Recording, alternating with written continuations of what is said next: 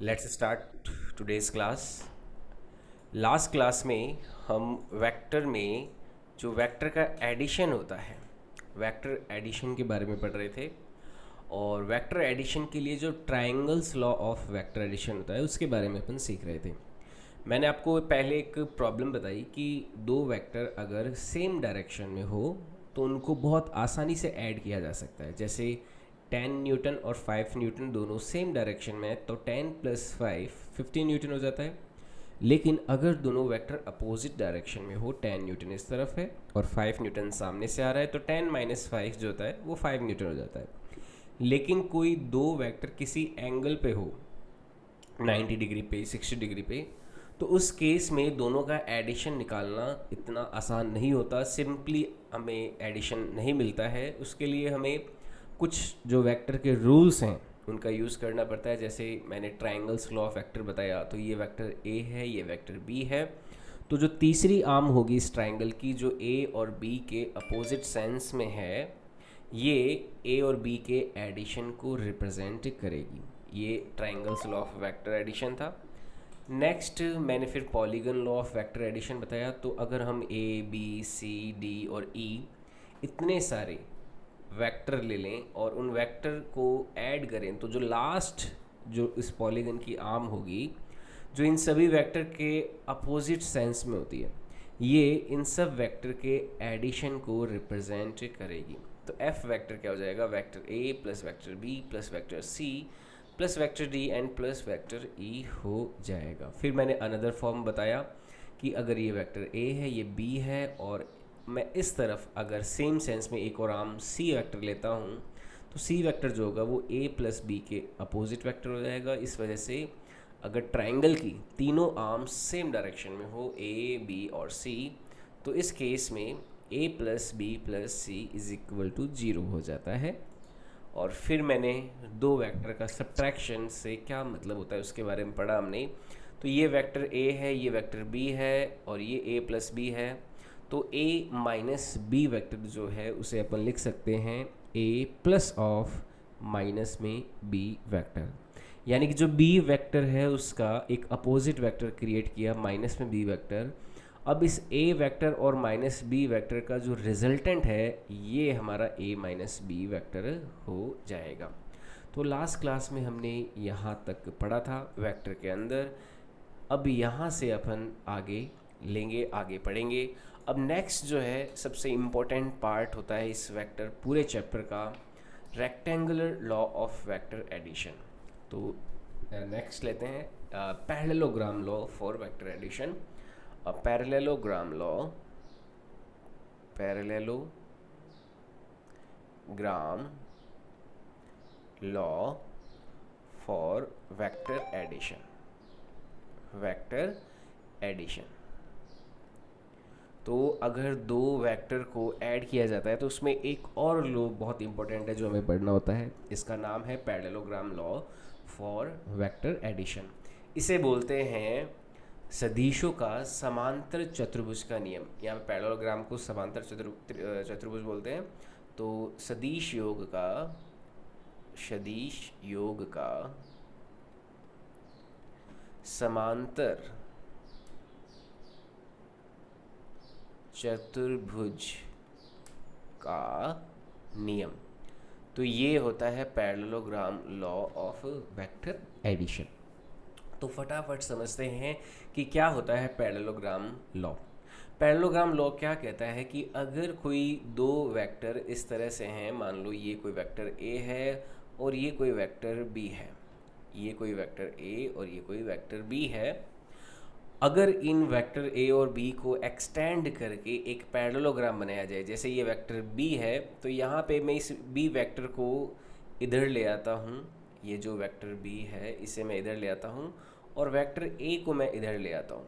मैंने क्या किया, मैंने वेक्टर ए, ये है मान लो अपना वेक्टर ए, और ये है कोई वेक्टर बी, जो कि दोनों जो है किसी थीटा एंगल पर रखे हुए हैं।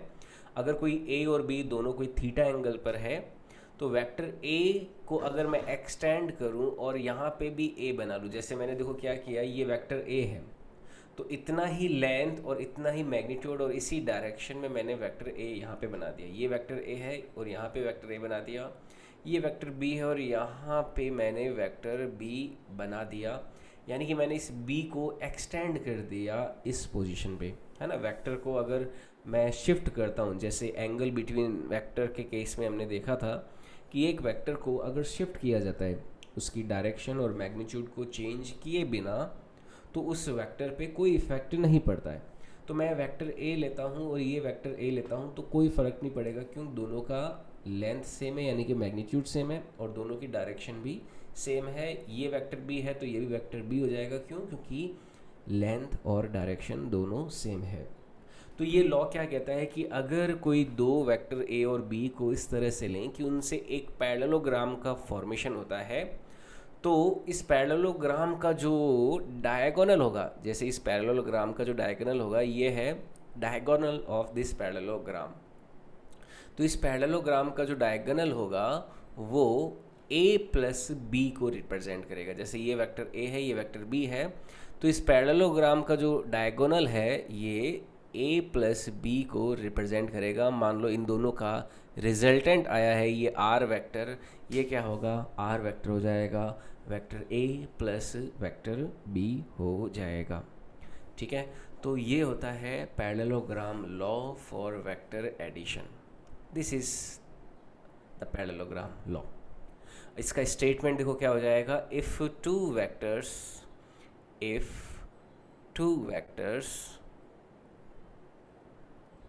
A and B are such that they form a parallelogram, कोई दो वेक्टर ए और बी इस तरह से कि वो एक पैरेललोग्राम बनाते हैं। If two vectors A and B are such that they form a parallelogram, then diagonal of this parallelogram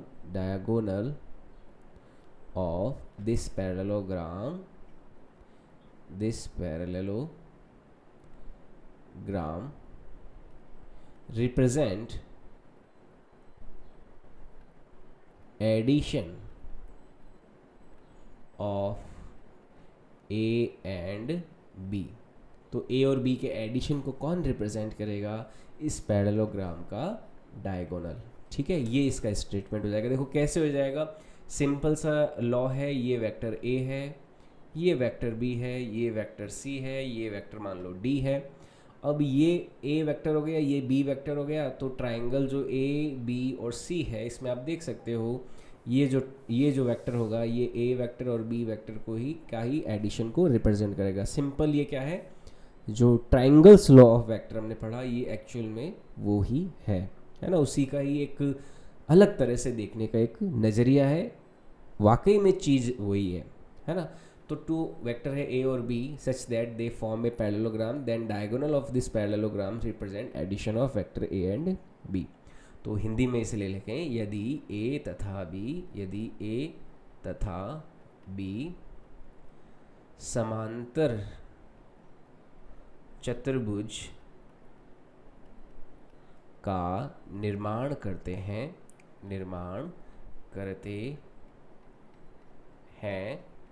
तो उस समांतर चतुर्भुज का विकर्ण ए तथा बी के योग को निरूपित करेगा। ए तथा बी के योग को निरूपित करेगा। तो ये इसका लॉजिक हो जाता है, ये इसका स्टेटमेंट होता है। वेक्टर ए और बी अगर दो कोई ऐसे वेक्टर हैं, है ना, वेक्टर ए और बी कोई दो ऐसे वेक्टर हैं जिनसे एक पैरेललोग्राम फॉर्म होता है। पैरेललोग्राम क्या होता है, देखो समांतर चतुर्भुज। तो देखो वेक्टर ए ये रहा, तो इसी के सामने इसी के पैरेलल और इक्वल लेंथ, है ना, समांतर और बराबर जो लंबाई है उसी का एक वेक्टर ए यहाँ पे लिया। ए बी वेक्टर है, ये डी सी वेक्टर है। तो ये वेक्टर ए, ये वेक्टर बी, ये वेक्टर बी और ये वेक्टर बी, तो ये वेक्टर ए है, ये वेक्टर बी है, तो ए से सी की ओर जाने वाला ये जो वेक्टर होगा ये क्या हो जाएगा, वेक्टर ए प्लस बी हो जाएगा। तो ये स्टेटमेंट हो जाएगा। वापस मैं एक बार सर स्टेटमेंट देखो बोल देता हूँ, if two vectors A and B are such that. Sir yes. Sir इसमें टेल से टेल नहीं मिला जाएगा क्या? क्या चीज़ है? इसमें मैं ये पूछ रहा हूँ सर, आपने सी की तरफ हेड से हेड मिलाया, यहाँ पे मतलब टेल से टेल मिलाते तो। नहीं नहीं, यहाँ पे ट्राई, अगर टेल से टेल मिला था, टेल कहाँ, ये देखो टेल से टेल ही तो मिल रहा है ये वाला। मैंने है ये इधर बी की वेक्टर तरफ। का हेड मिलाया है, और जो रिजल्टेंट वेक्टर है उसका भी हेड सी के साथ में मिलाया है। है ये हेड है, तब ये करते अपन ए की तरफ है, तब हाँ। है बी। बी का हेड है वो बी सी, मतलब आपने बी का हेड किया है सी की तरफ, मैं सी का हेड मतलब बी की तरफ कर दूं तो। उस केस में ये minus of A plus B हो जाएगा। अगर मैं इधर की तरफ हेड करता ना, तो ये वेक्टर हो जाता minus of A plus B.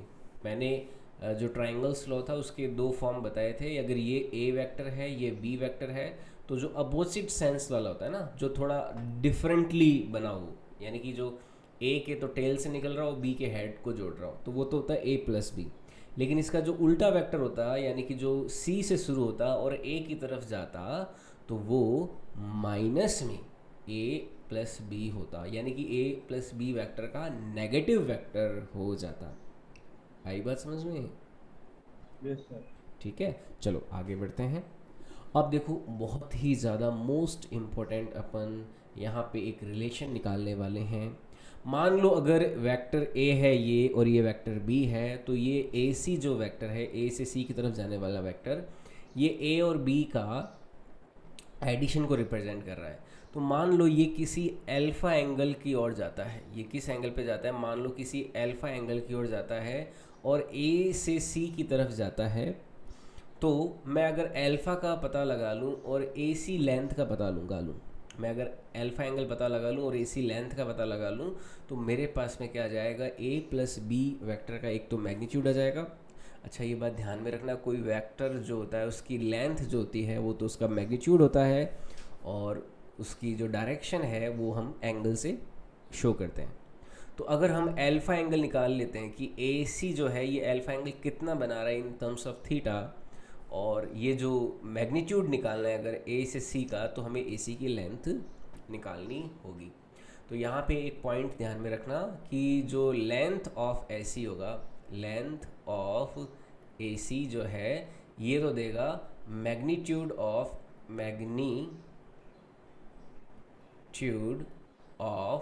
A plus B. जो ए प्लस बी वेक्टर है उसका जो मैग्नीट्यूड है वो किससे मिलेगा हमें, ए सी की लंबाई से।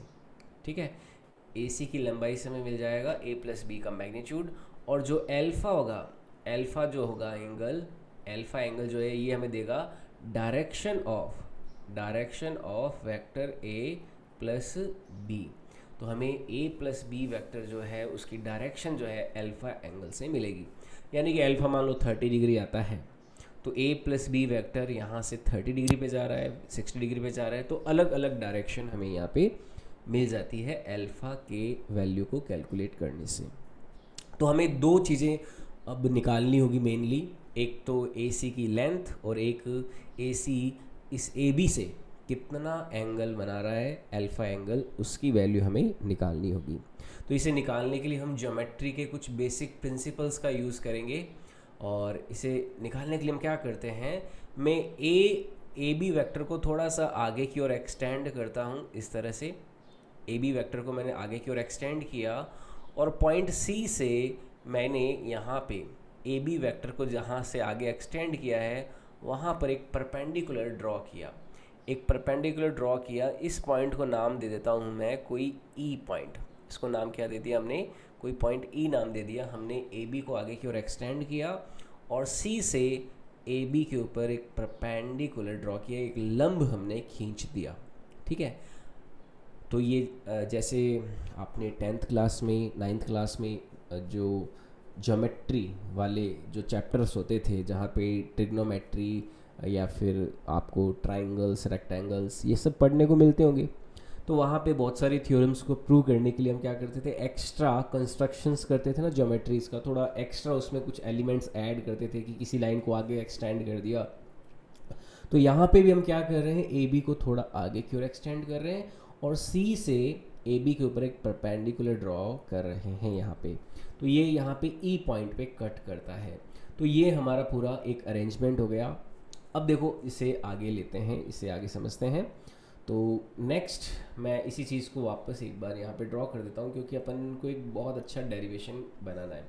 मैं वापस ए वेक्टर यहाँ पे ले लेता हूँ, ये बी वेक्टर ले लिया, ये ए वेक्टर है, ये बी वेक्टर है यहाँ पे लिया, और ये वापस यहाँ पे ए वेक्टर ले लिया और ये बी वेक्टर ले लिया।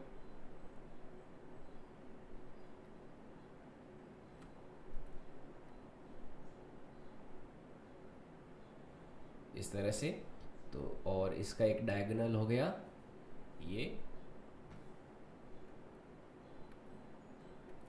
ये डायगोनल था a प्लस बी वेक्टर, और यहाँ से हमने एक परपेंडिकुलर ड्रॉ किया यहाँ तक, और यहाँ पे हमने पहले इसको एक्सटेंड किया था इस तरह से, ए बी वेक्टर को हमने एक्सटेंड किया था। तो पहले ए बी वेक्टर को मैं एक्सटेंड कर देता हूँ, मैं पिछले वाला डायग्राम वापस वही बना रहा हूँ। ए बी वेक्टर को एक्सटेंड किया और जो ये पॉइंट था हमारा, यहाँ से एक परपेंडिकुलर हमने ड्रॉ किया था। तो इतना काम हमने अभी तक किया था। इसको मैंने नाम दिया ए वेक्टर, ए पॉइंट दिया था, ये बी पॉइंट था, ये सी पॉइंट था, ये डी पॉइंट है और ये ई पॉइंट है। और क्या क्या लिया था हमने, इसे मैंने वेक्टर ए बोला, इसे मैंने वेक्टर बी बोला। दोनों वेक्टर मान लीजिए किसी थीटा एंगल पर है, ये वेक्टर ए है तो इसके सामने वाला जो कि इक्वल लेंथ है और डायरेक्शन भी सेम है तो ये भी ए वेक्टर हो जाएगा। ये बी वेक्टर है और इसका भी ये वाला जो वेक्टर है ये भी बी वेक्टर हो जाएगा। अब हमें क्या निकालना है, एक तो अल्फ़ा एंगल निकालना है कितना होगा, और यहाँ पे ये जो रिजल्टेंट वेक्टर जिसको बोलेंगे जो कि ए और बी का एडिशन से हमें मिला है इस डायगोनल से, एसी डायगोनल से, तो इसकी वैल्यू हमें पता लगानी है। अब एक और चीज़ ये करते हैं कि let magnitude of vector A, अगर मान लेते हैं कि ए का मैग्नीट्यूड तो ए है, यानी कि ए का परिमाण माना ए वेक्टर का परिमाण, यानी कि ए का जो मैग्नीट्यूड है वो मान लेते हैं कोई ए है, और लेट मैग्नीट्यूड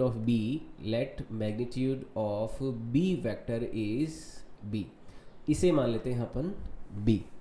अब देखो मैग्नीट्यूड क्या होता है, ये बात आप ध्यान में रखना हमेशा, बहुत ही ज़बरदस्त और काम की बात है कि कोई भी वेक्टर जो होता है उसकी जो लेंथ होती है ना, उसकी जो लेंथ होती है वही उसका मैग्नीट्यूड होती है।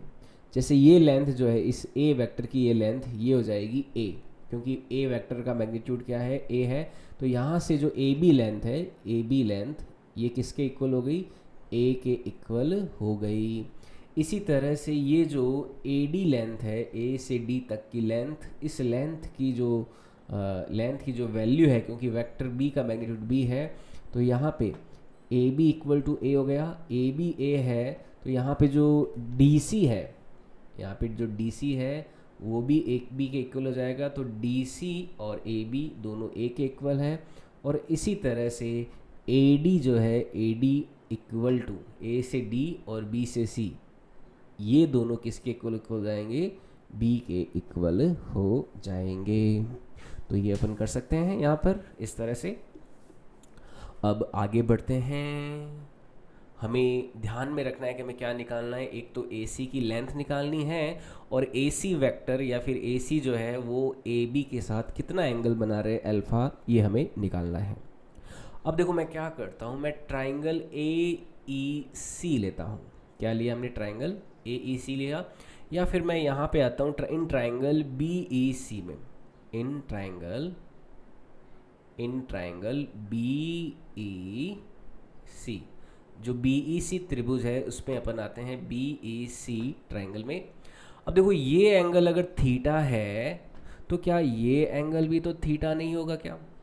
जैसा कि हम जानते हैं कि एंगल जो आपका एंगल है BAD, BAD, ये एंगल आपका इक्वल होगा किसके? EBC के, क्योंकि ये दोनों रेखाएं, दोनों जो आर्म्स हैं ये पैरेलल है। तो angle BAD is equal to क्या हो जाएगा? EBC, एंगल EBC, और इन दोनों को अपन क्या बोल देंगे? थीटा बोल देंगे। ऐसा क्यों है? क्योंकि जो AD है वो BC के पैरेलल है। AD is parallel to BC। Parallel होने के लिए अपन ये सिंबल यूज़ करते हैं, दोनों खड़ी रेखाएं। तो यहाँ पे AD और BC पैरेलल है, इस वजह से angle BAD is equal to EBC, जिसकी वैल्यू किसके इक्वल हो गई? थीटा के इक्वल हमने ले ली। ठीक है, अब देखो ये थीटा हो गया, तो EBC CBE इस ट्रायंगल में। अब देखो ये जो लेंथ है ये तो B है, ये जो BC है ये तो क्या हो गया? B के इक्वल है। अब मैं BE और CE की वैल्यू थीटा और B के टर्म्स में निकालना चाहूँ तो इस ट्रायंगल में अगर मैं साइन थीटा की बात करूँ, साइन थीटा इस ट्रायंगल में देखो क्या हो जाएगा? Sine theta is equal to हो जाएगा परपेंडिकुलर अपॉन हाइपोटेन्यूस, लंब बटा विकर्ण होता है साइन थीटा। तो यहाँ पे परपेंडिकुलर क्या है? ये है CE, ये तो है परपेंडिकुलर, और जो आपका हाइपोटेन्यूस यानी कि विकर्ण है वो क्या हो गया? BC हो गया। BC आपका हाइपोटेन्यूस है, CE आपका परपेंडिकुलर है, तो साइन थीटा बराबर हो गया CE अपॉन BC। तो CE की वैल्यू को मान लो मुझे CE निकालना है और BC की वैल्यू क्या हो गई? B के इक्वल हो गई। तो यहाँ से एक हमारे पास CE जो है इस ट्रायंगल में उसकी वैल्यू B और थीटा के टर्म्स में आ जाएगी। B को इधर मल्टीप्लाई कर देता हूँ तो ये आ जाएगा B साइन थीटा।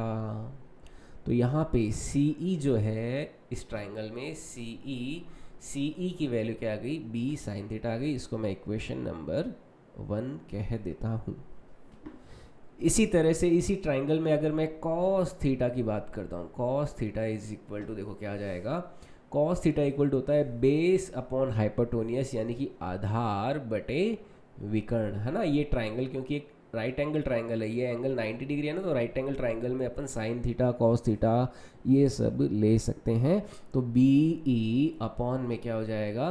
बेस क्या है यहाँ पे? BE है, और BE में किसका डिवाइड कर देंगे हम? BC का डिवाइड कर देंगे। अब BE की वैल्यू निकालनी है। BC हमें एज पहले पता है, BE क्या है, BC क्या है अपना, तो ये तो B के इक्वल है। अब देखो यहाँ से जो BE लेंथ है इसकी वैल्यू आ जाएगी, B को cos थीटा में मल्टीप्लाई कर देंगे तो ये हो जाएगा B cos थीटा। ये हो जाएगी इक्वेशन नंबर 2। तो यहाँ पे देखो CE हमारे पास में आ गया, BE हमारे पास में आ गया। इन दोनों को हमने इक्वेशन 1 एंड 2 बोल दिया। अब देखो आगे बढ़ते हैं। नेक्स्ट जो हमारा स्टेप होगा उसमें हम क्या कर रहे हैं? मैं ट्रायंगल AEC लेता हूँ। इन ट्रायंगल AEC, जो AEC त्रिभुज है इसमें अपन बात करें तो यहाँ पे पाइथागोरस थ्योरम देखो लगा सकते हैं। पाइथागोरस थ्योरम क्या होती है? AE का स्क्वायर प्लस EC का square will be equal to AC का स्क्वायर। तो मैं यहाँ पे AC का स्क्वायर जो है हाइपोटेन्यूस का स्क्वायर उसको ले सकता हूँ बेस का स्क्वायर। बेस क्या है यहाँ पे? AE है, AE का स्क्वायर प्लस मैं ले सकता हूँ EC का स्क्वायर यानी कि परपेंडिकुलर का स्क्वायर। तो आपका क्या हो जाएगा? AC स्क्वायर यानी कि हाइपोटेन्यूस का स्क्वायर, विकर्ण स्क्वायर बराबर हो जाता है आधार स्क्वायर प्लस लंब स्क्वायर, है ना। Base square plus perpendicular square, ये क्या है? पाइथागोरस थ्योरम है ना। पाइथागोरस जो कि अपन बेसिक्स जो होती है हमारी 10वीं तक की क्लास उसमें अपन पढ़ चुके होते हैं। तो इसे मैं लगा सकता हूँ AE का स्क्वायर प्लस EC का square is equal to AC का स्क्वायर। तो यहाँ से AC का स्क्वायर इज इक्वल टू आ जाएगा AE को हमें क्या लिख सकते हैं? AB प्लस BE लिख सकते हैं। AE को क्या लिख सकते हैं हम? ए बी प्लस में बी ई का होल स्क्वायर लिख सकते हैं प्लस क्या हो जाएगा, ये ई सी का स्क्वायर हो जाएगा। जो ए से ई है इसे हम दो टुकड़ों में लिख सकते हैं, A B plus B E. आई बात समझ में? तो A B plus B E यहाँ पे लिखा जा सकता है। अब मैं इस इक्वेशन को नाम दे देता हूँ, मान लो इक्वेशन नंबर थर्ड।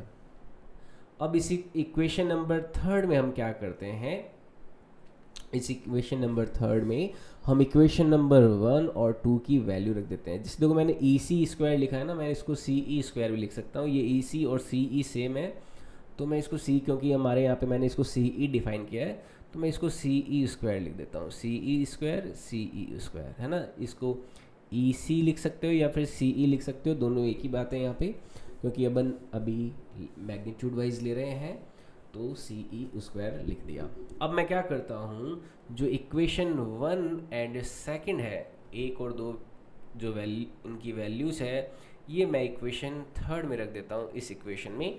तो जो ए सी स्क्वायर है ये इक्वल टू हो जाएगा ए बी।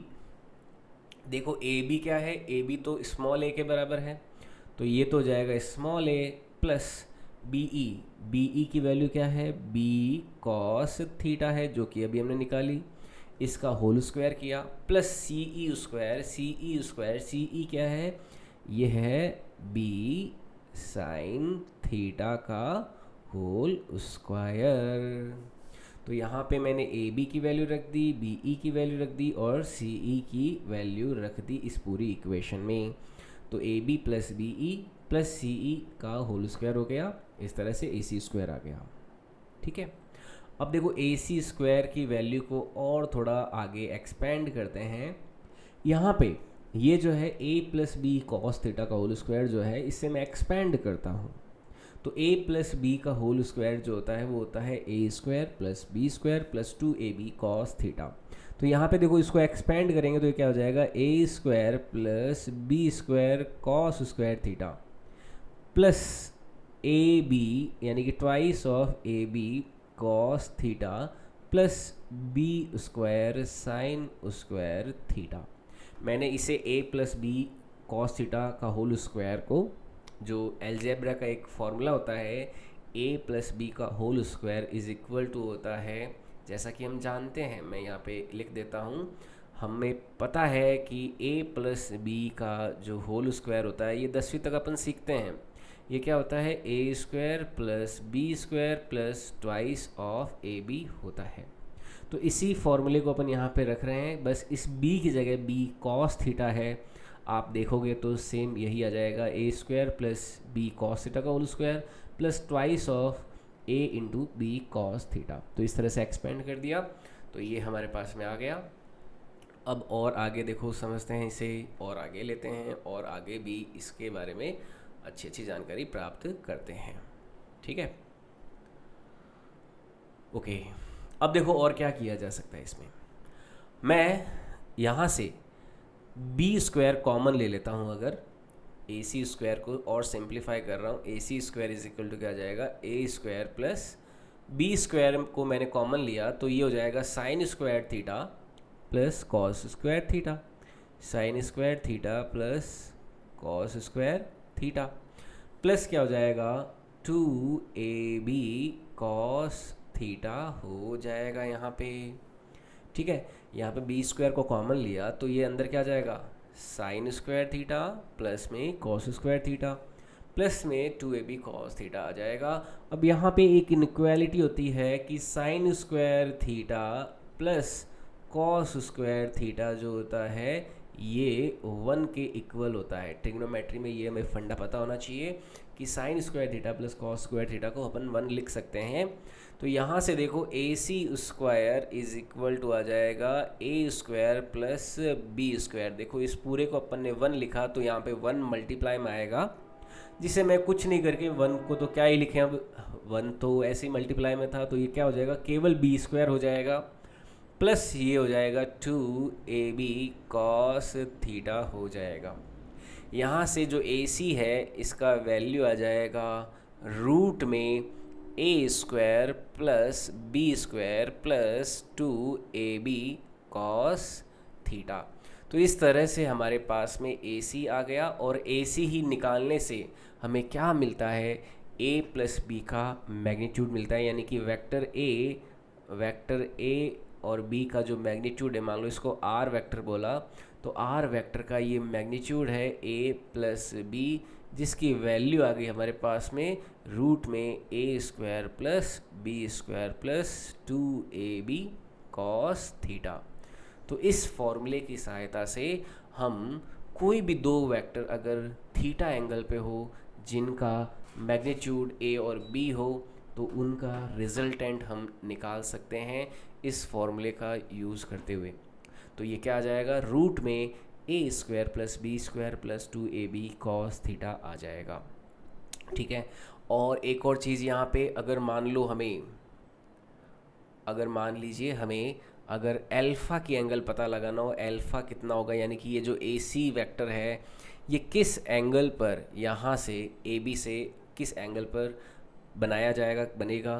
तो यहाँ पे मैं टेन अल्फ़ा की वैल्यू जो है अगर निकालना चाहूँ, तो tan alpha is equal to आ जाएगा परपेंडिकुलर अपॉन में बेस। यहाँ पे टेन अल्फ़ा क्या आ जाएगा, परपेंडिकुलर अपॉन बेस। तो परपेंडिकुलर कितना है अपना, ये तो हो जाएगा ई सी, है ना। टेन थीटा क्या होता है, टेन थीटा होता है ना लंब बटा आधार, तो परपेंडिकुलर ई सी हो गया, और अपॉन बेस ये हो जाएगा ई सी अपॉन ए ई, या फिर ई सी की जगह सी ई लिख देता हूँ क्योंकि अपन सी ई अभी काम में ले रहे हैं। तो ये हो जाएगा सी ई अपॉन में बेस यानी कि ए ई, और सी ई अपॉन ए ई क्या हो गया, सी ई अपॉन में ए ई कितना है, ए ई हो जाएगा A B plus B E, A B plus B E. अब देखो सी ई की वैल्यू यहाँ से हमने लिखी थी बी साइन थीटा, तो ये तो हो गया बी साइन थीटा अपॉन में ए बी की वैल्यू है ए प्लस बी ई की वैल्यू है बी कॉस थीटा, तो बी कॉस थीटा। तो ये जो फॉर्मूला एक और आया है हमारे पास, इसका हम यूज़ करते हुए ये जो हमारा सी ई वेक्टर है या ए सी वेक्टर है ये किस एंगल पे जाएगा, इसकी वैल्यू अपन यहाँ पर आराम से निकाल सकते हैं। आई बात समझ में। तो ये दोनों फॉर्मूले बड़े ही इम्पोर्टेंट हो जाते हैं, और ये इम्पोर्टेंट कैसे है जब अपन न्यूमेरिकल करेंगे तब आपको समझ में आएगा कि किस तरह से ये दोनों फार्मूले बहुत ज़्यादा इम्पोर्टेंट हैं न्यूमेरिकल्स को सॉल्व करने के लिए। तो मैं एक बार फटाफट ओवरऑल इसकी पिक्चर आपके माइंड में क्रिएट कर देता हूँ कि क्या कर रहे हैं हम। ये मान लो वेक्टर ए है कोई, और ये कोई वेक्टर बी है, जो दोनों किसी थीटा एंगल पर मौजूद है। अगर मान लो कोई दोनों किसी थीटा एंगल पर है, ये वेक्टर ए है और ये वेक्टर कोई बी है, दोनों के बीच में एंगल कितना है, थीटा है, और यहाँ से कोई रिजल्टेंट क्रिएट होता है। मान लो इन दोनों का कोई रिजल्टेंट होगा, इन दोनों का कोई परिणामी होगा, यानी कि नेट कोई रिजल्टेंट क्रिएट होगा। ये मान लो कोई आर वेक्टर क्रिएट होता है जो दोनों का रिजल्टेंट होता है ए प्लस बी का, और मान लो ये किसी अल्फ़ा एंगल पे आता है। तो आपको ये बात ध्यान में रखनी है कि इस रिजल्टेंट का जो मैग्नीट्यूड होगा, मैग्नीट्यूड ऑफ रिजल्टेंट जो होगा, ये तो आएगा इस फॉर्मूले से रूट में A square plus B square plus 2ab cos theta. इस फॉर्मूले से तो आपका रिजल्टेंट आएगा इस वेक्टर का, और जो डायरेक्शन है कि वेक्टर किस डायरेक्शन में जा रहा है वो आएगा tan alpha is equal to B sine theta upon में ए प्लस में बी कॉस थीटा। तो ये दोनों फॉर्मूले बड़े ही काम के हैं। इन फॉर्मूलों की सहायता से हम एक तो रिजल्टेंट का मैग्नीट्यूड पता लगा सकते हैं, और एक हम पता लगा सकते हैं कि वो किस डायरेक्शन में जाएगा। अब फटाफट मैं आपको एक एग्जाम्पल कराता हूँ, उससे आपको और अच्छे से समझ में आएगा कि ये फॉर्मूले किस काम के हैं, ये तामझाम आखिर क्या हमें लाइफ में हेल्प करता है। तो अगर मैं देखो एक मान लो कोई बच्चा ले लेता हूँ, ये कोई बच्चा है, बहुत ही प्यारा सा, बहुत ही नन्हा मुन्ना प्यारा बच्चा है ना। इस बच्चे को क्लास में दो बच्चे दूसरे धक्का दे रहे हैं। एक तो इधर से 10 न्यूटन का धक्का इसको दे रहा है, और एक कोई दूसरा आदमी, कोई दूसरा बच्चा इसको इधर कोई धक्का दे रहा है यहाँ पे ऐसे मान लो ये 60 डिग्री पे धक्का दे रहा है, ये ऐसे यहाँ पे 60 डिग्री पे धक्का दे रहा है इसको, ये धक्का दे रहा है इसको 10 न्यूटन का इधर से धक्का दे रहा है, और ये 10 न्यूटन का इधर से इसको धक्का दे रहा है, और दोनों के बीच में एंगल है 60 डिग्री, है ना। 10 न्यूटन ये इधर से धक्का दे रहा है और ये भी 10 न्यूटन इधर से धक्का दे रहा है, और दोनों का 60 डिग्री एंगल पर है। अब आपसे सवाल पूछा जाए कि ये जो बॉय है, ये जो लड़का है, इस लड़के पे नेट फोर्स कितना लगेगा और वह फोर्स किस डायरेक्शन में होगा। यहाँ पे एक क्वेश्चन बनता है कि what will be net force on boy and its direction. तो लड़के पर कुल बल कितना होगा एवं इसकी दिशा क्या होगी, ये सवाल है। लड़के पर कुल बल कितना होगा एवं इसकी दिशा क्या होगी, इसकी दिशा क्या होगी। तो ये देखो सवाल है, इस सवाल को अपन कैसे सॉल्व करेंगे। डायरेक्शन इज नॉर्थ ईस्ट, ऐसे नहीं, देखो डायरेक्शन ऐसे नहीं, और डायरेक्शन बताने के लिए अपन को अल्फा निकालना होगा, है ना, कि कितना एंगल बना रहा होगा। जैसे रिजल्टेंट कोई आएगा, मान लो इस तरह से, ये कोई रिजल्टेंट यहाँ पे ऐसे कुछ आ सकता है ना, ये कोई रिजल्टेंट आएगा आर, और ये मान लो इस यहाँ से अल्फा एंगल बना रहा है मान लो, तो इस अल्फा की वैल्यू क्या होगी और इस रिजल्टेंट का मैग्नीट्यूड क्या होगा, ये पता लगाना है। तो इसे पता लगाने के लिए देखो हम ये फॉर्मूला यूज़ करेंगे, और इस फॉर्मूले में आप ध्यान से समझना किस तरह से ये फॉर्मूला यूज़ किया जाता है। यहाँ पे देखो ये वेक्टर ए है, ये वेक्टर बी है, तो यहाँ पे ए का मैग्नीट्यूड जो है वो भी 10 न्यूटन है और बी का मैग्नीट्यूड भी 10 न्यूटन है। दोनों के बीच में जो एंगल थीटा है वो 60 डिग्री है, ठीक है। अब यहाँ पे देखो मैं अगर मैग्नीट्यूड निकालना चाहूँ इन दोनों के रिजल्टेंट का, तो ये तो हो जाएगा रूट में ए स्क्वायर यानी कि tan का स्क्वायर प्लस रूट में बी का स्क्वायर यानी कि tan का square plus twice of A into B into cos theta. तो देखो मैंने ए बी कॉस थीटा की सारी वैल्यू रख दी, तो रिजल्टेंट का जो मैग्नीट्यूड है उसकी वैल्यू हो जाएगी रूट में, ये हो जाएगा 100 प्लस कॉस थीटा जो होता है वो वैल्यू होती है, ये हो गया 10 इंटू 10 100, कॉस थीटा की वैल्यू कॉस 60 की वैल्यू होती है हाफ, तो हाफ से हाफ कैंसिल हो गया। तो मैग्नीट्यूड ऑफ आर यहाँ पे आ जाएगा रूट में 100 प्लस 100 प्लस 100, तो ये हो जाता है 300, और 300 को अपन ऐसे लिख सकते हैं, 100 का तो रूट बाहर आ जाएगा, तो ये तो हो जाएगा 10 और ये हो जाएगा √3 न्यूटन, तो ये आंसर हो जाएगा 10√3। तो ये मैग्नीट्यूड आ गया। और यहाँ पे डायरेक्शन अगर निकालें तो इसके लिए tan alpha is equal to B sine theta upon A plus B cos theta upon करेंगे, तो tan अल्फा की वैल्यू आ जाएगी b तो हो गया 10 साइन, ये हो जाएगा 60 डिवाइडेड बाय 10 प्लस 10 कॉस 60। जब आप साइन 60 कॉस 60 की वैल्यू रखोगे तो tan अल्फा की वैल्यू आएगी, ये हो जाएगा 1/√3, तो अल्फा यहाँ पे आ जाएगा 30 डिग्री। मैं इस सवाल को आगे नेक्स्ट क्लास में भी जो कल अपन रखेंगे उसमें भी डिस्कस करूँगा। अभी आज का क्लास का टाइम हो चुका है और 10 मिनट बाद अपन केमिस्ट्री की क्लास के लिए मिलते हैं। अभी के लिए इतना ही, ठीक है।